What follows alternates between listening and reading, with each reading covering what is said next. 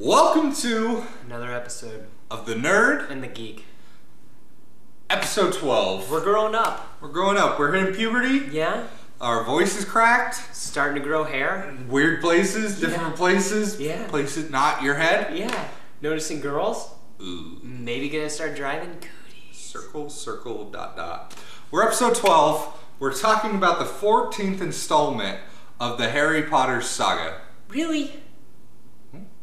14?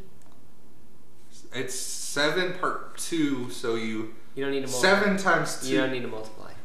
Just 7 parts. We're here for the second installment in the Harry Potter saga. No, that's too low. It's part 2! Yes, of 7. It's 7 parts. What we saw was Harry Potter and the Deathly Hallows, part 2. We went at midnight to go see this film, probably the biggest summer blockbuster that was coming out this year. If you looked at the movies lined up for this year at the beginning, this was it. Yeah. So I guess the big question before, so we get these people prepped, is, are we Harry Potter freaks? Do we know nothing? What do we know? Well, do you want to start or do you want me to? Harry Potter, when I was a little kid, I went to, whenever the books came out, I went to the library in my elementary school. I checked out a book called The Harry Potter and the Sorcerer's Stone. I read like 30 pages of this bad boy. Thought it was the most boring thing I've ever read in my life. Sent it back. Never touched another Harry Potter book to this day. Not interested. Maybe it's a horrible thing. I don't care.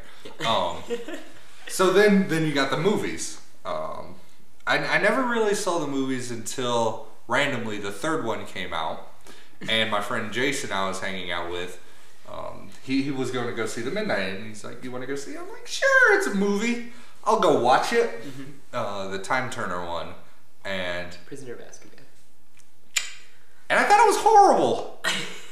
No entertainment there either. So I thought Harry Potter wasn't my thing this whole time. Maybe it just wasn't. From there, I saw like bits of one with a dragon on it on ABC Family. God, what a fight. That's all I cared about. It's like, Harry Potter, dragons. Yes. Fights a dragon. Yeah, so after that, I went to New York and went on I didn't go to New York for Harry Potter. You were hanging out with people. I went to go visit Melanie in New York, and we watched a marathon of Harry Potter 1 through 6 at the time, because that's what was out.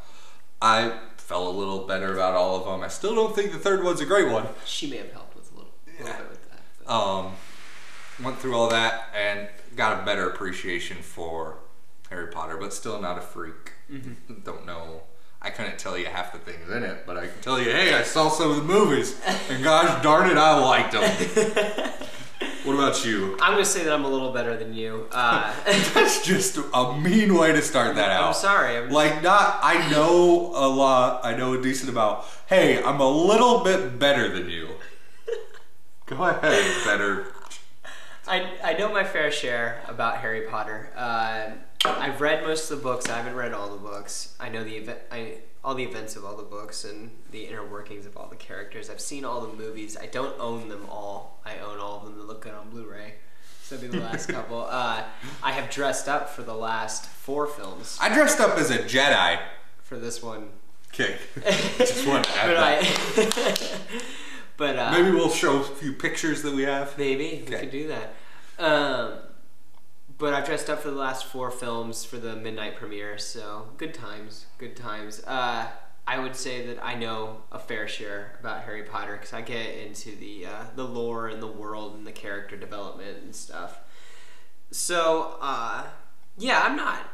I don't know. What would you? Is there a deadhead word equivalent for Harry Potter? A Potter maniac? I can't really think. I'm not a Potter. You're a pothead. A pothead. We got a pothead here. Okay. Please come quick, 911. I got a pot. But I wouldn't call myself a pothead per se. But I definitely know my fair share about the events and the characters that happen in the books. Cool.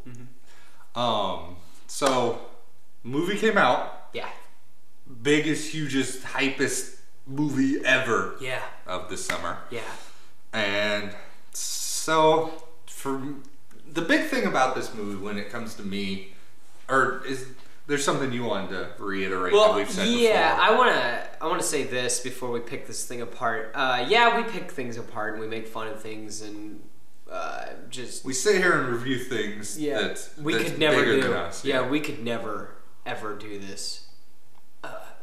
So I'm throwing that out there that you still have our respect. No matter if we love it, if we hate it. Yeah, it's something we can't do. You're making art and it makes us happy. Yeah, I just appreciate the fact that someone can go out there and do it and make a good piece of art. So I just want to say that before our review. So now the review. Spoilers! Spoiler Spoilers! alert! Spoiler vampires coming. He's coming to suck your dreams. That's what they do.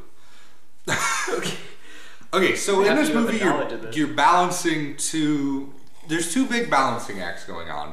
The first one is, of course, Harry Potter. Started out as a kid's book. Mm-hmm. So you're balancing this kid movie with this dark adventure tale, epic movie, and you're trying to just balance those two things. Mm-hmm.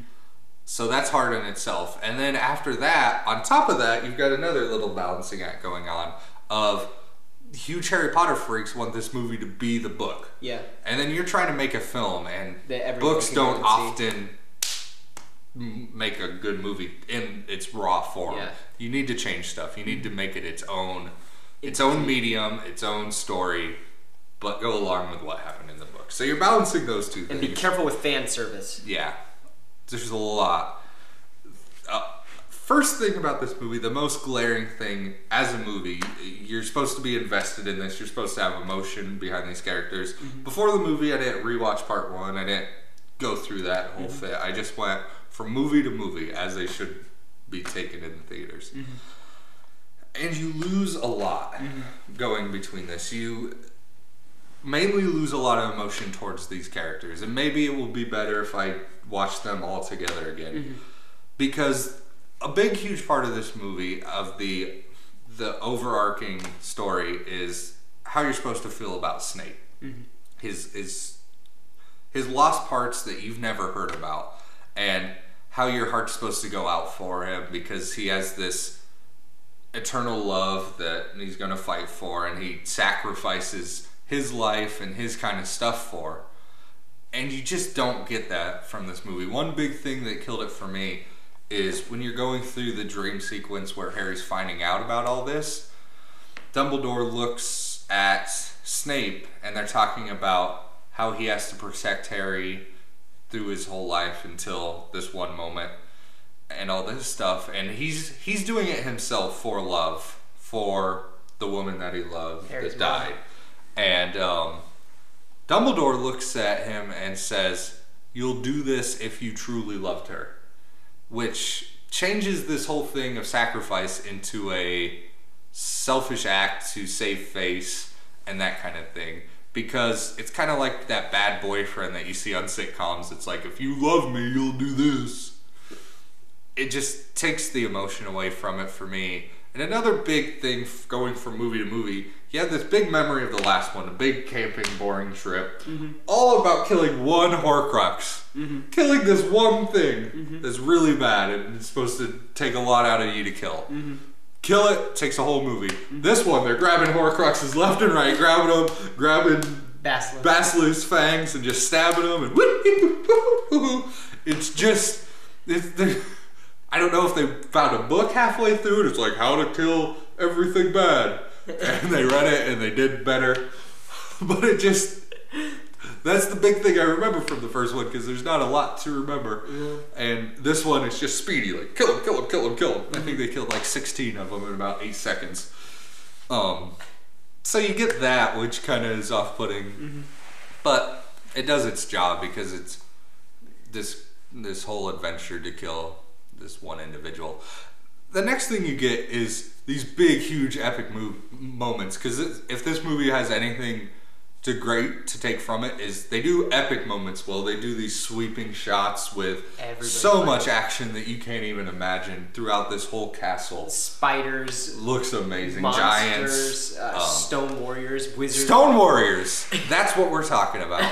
The old teacher lady. McGonagall. McGonagall. She's standing in front. Okay, first off, they're making this huge barrier around Hogwarts. That's awesome. Sorry. It's an awesome event. It's cool. To put this huge shield around Hogwarts. But when they're making it, their wands turn into Roman candles. Just foom, foom, foom.